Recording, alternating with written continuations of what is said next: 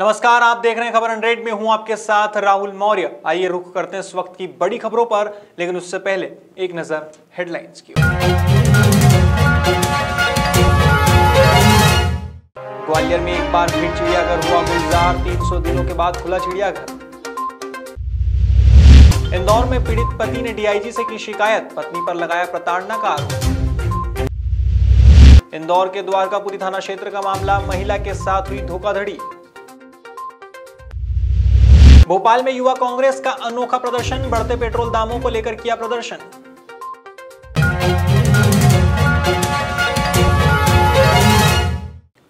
मध्य प्रदेश के ग्वालियर में चिड़ियाघर फिर से गुलजार हुआ है, क्योंकि पूरे 300 दिनों के बाद चिड़ियाघर खुला है। बता दें, कोविड गाइडलाइन का पालन करते हुए चिड़ियाघर में सैलानियों का प्रवेश शुरू कर दिया गया है। इस दौरान पहले ही दिन रिकॉर्ड तोड़ सैलानी चिड़ियाघर पहुंचे। यहां करीब 2000 सैलानी चिड़ियाघर पहुंचे। वहीं जानवरों और पक्षियों की सेहत पर निगरानी के लिए डॉक्टर्स की टीम भी मौजूद रही। बेसिकली आप देख रहे हैं कि कोविड-19 के चलते हुए चिड़ियाघर को बंद किया गया, जिसमें 11 महीने तक ये बंद रहा। उसके बाद बर्ड फ्लू आ गया। फिर सारी सुरक्षा की दृष्टि से सारे इंतजाम करके जो भी सेंट्रल जो अथॉरिटी की गाइडलाइन है उसके अनुसार कोविड-19 का बर्ड फ्लू का पालन करते हुए उन्हें पब्लिक के लिए चिड़ियाघर खोल दिया है। क्या क्या नियम है इसमें? बेसिकली देखिए, एक तो विदाउट मास्क हम आप देख रहे हैं गेट पे किसी को अंदर एंट्री नहीं कर रहे, और कोई भी खाद्य पदार्थ वगैरह कोई भी अंदर लेके न जाए, उसको हम क्लॉक रूम में रखवा रहे हैं गेट पे एंट्री पे ही। भाई साहब, बहुत लंबे समय से हम लोग इसका इंतजार कर रहे हैं। लॉकडाउन से ही ये चिड़ियाघर बंद है। आज हम लोग इसमें घूमने आए हैं तो हमको बहुत अच्छा लग रहा है। काफ़ी समय बाद आ रहे हैं, मतलब इतने सारे सैलानी हैं, उनको देखते हुए भी बहुत अच्छा लग रहा है। आज बहुत अच्छा महसूस कर रहे हैं। मतलब अपने ग्वालियर का जू है, बहुत ही शानदार है। मतलब इसमें नए नए शेर वगैरह, मतलब जो भी सब कुछ है बहुत शानदार है। मतलब इतने टाइम बाद घूम रहे हैं तो बहुत अच्छा लग रहा है। अच्छा फीलिंग बहुत अच्छी आ रही है। हाल ही में इंदौर के तेजाजी नगर थाना क्षेत्र में रहने वाले पीड़ित पति ने अपनी ही पत्नी और साले के खिलाफ डीआईजी से शिकायत की है। पीड़ित राजेंद्र विश्वकर्मा ने शिकायत दर्ज कराते हुए बताया कि उसकी पत्नी नित्रा विश्वकर्मा अपने भाई के साथ मिलकर 8 लाख रुपए की मांग कर रही है और धमकी दे रही है। साथ ही हथियारों के साथ फोटो और वीडियो भेजकर धमका रही है। इतना ही नहीं, पीड़ित राजेंद्र विश्वकर्मा की बहन को अश्लील मैसेज कर परेशान कर रहे हैं। पीड़ित पति ने बताया कि उसकी पत्नी का सतना में पहले से ही किसी समीर नामक युवक से अफेयर था, जिसको लेकर वो बार बार मायके जाती थी। लेकिन अब उसने अपने भाई के साथ मिलकर धमकाना शुरू कर दिया है। अब शिकायत के बाद डीआईजी ने उचित कार्यवाही का आश्वासन दिया है। शर्मा की बड़ी सिस्टर हूँ सर। दहेज का केस उसने राजेंद्र पे लगाया है, लेकिन शिवम उसका जो भाई है वो मुझे गंदे गंदे मैसेजेस, अश्लील फ़ोन कॉल कर रहा है, मेरे पति को फ़ोन कॉल कर रहा है। और इसकी शिकायत मैंने तेजानगर थाने में भी करी, तो टीआई साहब बोलते हैं आप आपका नंबर बदल। तो सर ये तो सॉल्यूशन नहीं है ना। आज मैं एक नंबर बदल लूँगी, दूसरे मेरे पति के फ़ोन पे फ़ोन कर रहा है, आस पड़ोस में फ़ोन कर रहा है। तो ये इस तरह के हमको गाली गलौज करके धमका रहा है, तो ये तो तरीका नहीं है ना। आपका जो केस चल रहा है वो कोर्ट में चल रहा है, लेकिन मेरे इज्जत भंग करने का उनको कोई लाइसेंस थोड़ी मिल रहा है। ये पिस्टल वाला क्या? पिस्टल वाला ये है कि हमारे पास तो हम लोग तो चोरी चपाटी ये सब काम करते हैं, लेकिन हमें कोई फ़र्क नहीं पड़ता है कि अगर एक केस और दर्ज भी हो जाएगा। आपको इतने पैसे देने हैं तो देने ही हैं। कौन बोल रहा है ऐसा? ऐसा साला बोलता है, इसका शिवम बोलता है। ये नहीं, पिस्टल, इनके फोटो और ये वीडियो हैं। ये वीडियो उन्होंने खुद ने हमें भेजे थे कि हम इस तरीके से भी हमें कोई फ़र्क नहीं पड़ता। ये देखिए हमारे पास। बताओ फोटो। भैया हम ये लेकर आए थे कि मेरे शादी हुई थी 2019 में। हाँ। अब इनने शादी मेरे से हमसे पैसे मांगने की शादी करी थी।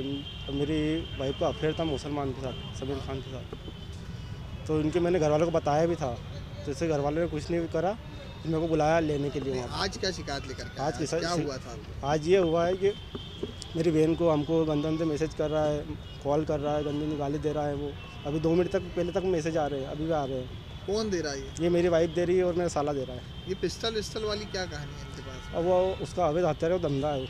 हाँ। सर चोरी चमाटे, अभी 302 में 2-3 बार अंदर भी गया है वो। आपको भी पिस्टल लेके जो मैसेज भेज रहा है, धमका रहा है, हाँ। पिस्टल की फोटो डाल रहा है, ये क्या चीज़ है? सर वो पैसे मांग रहे हैं हमसे 8 लाख रुपए, तो हमने शादी करी है तुमसे। हाँ। इंदौर के द्वारकापुरी थाना क्षेत्र में ममता नगर से धोखाधड़ी का एक मामला सामने आया है। यहां रहने वाली एक महिला अपने घर के बाहर बैठी थी, तभी बाइक पर सवार होकर आए बदमाश ने महिला से मंदिर का पता पूछा और दान पुण्य करने का झांसा देकर उनके हाथ से कंगन निकालकर भाग खड़ा हुआ। इसके बाद मामले की शिकायत महिला ने थाने में दर्ज कराई। अब पुलिस ने घर सहित आसपास में लगे सीसीटीवी फुटेज खंगाले हैं और संदिग्ध बदमाश की तलाश शुरू की है।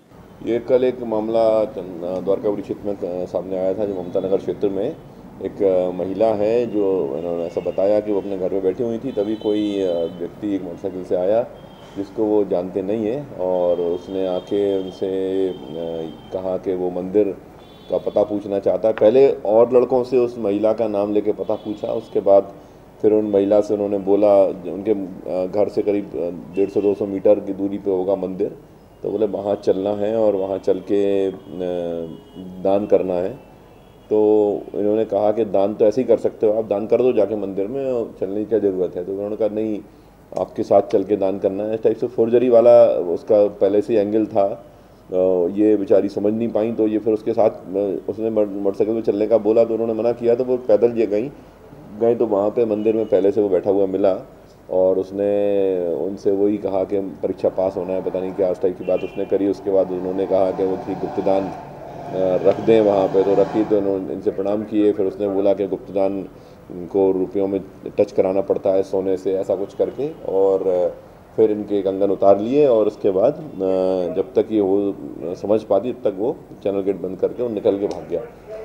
इस टाइप की घटना प्रकाश में आई है, जिसमें हम तत्काल प्रकरण पंजीबद्ध कर लिया गया है और इसमें सीसीटीवी फुटेज जो उनके घर का है, घर में कैमरा लगा हुआ, उसमें काफ़ी कुछ क्लियर फोटो आया है और उसको उनके जो नंबर्स हैं वो कुछ धुंधले आ रहे हैं, उनको हम लोग एनहांस कराने का प्रयास कर रहे हैं। फुटेज से कुछ संभावना अभी हमें पता चली है, तो उसके आधार पर हमने टीम को रवाना किया है और उम्मीद है कि बहुत जल्दी सफलता मिलेगी। आज तक आपने महंगाई से परेशान लोगों को तो कई बार देखा होगा, लेकिन लगातार बढ़ते पेट्रोल के दामों से तंग आकर भोपाल में एक बाइक ने आत्महत्या कर ली। दरअसल पेट्रोल के शतक लगाने के बाद बढ़ती महंगाई के विरोध में युवा कांग्रेस ने भोपाल में अनोखा प्रदर्शन किया। यहां बोर्ड ऑफिस चौराहे पर युवा कांग्रेस ने बाइक को फांसी लगाई और फिर उसकी शव यात्रा निकाली। इस मौके पर युवा कांग्रेस के जिला अध्यक्ष नरेंद्र यादव ने कहा कि बहुत हुई महंगाई की मार, अब की बार मोदी सरकार का नारा देकर सत्ता में आई बीजेपी की सरकार में आज पेट्रोल डीजल की कीमतों में आग लगी हुई है। आज भोपाल यूथ कांग्रेस के नेतृत्व में यहाँ बोर्ड ऑफिस चौराहे पे प्रदर्शन हो रहा है।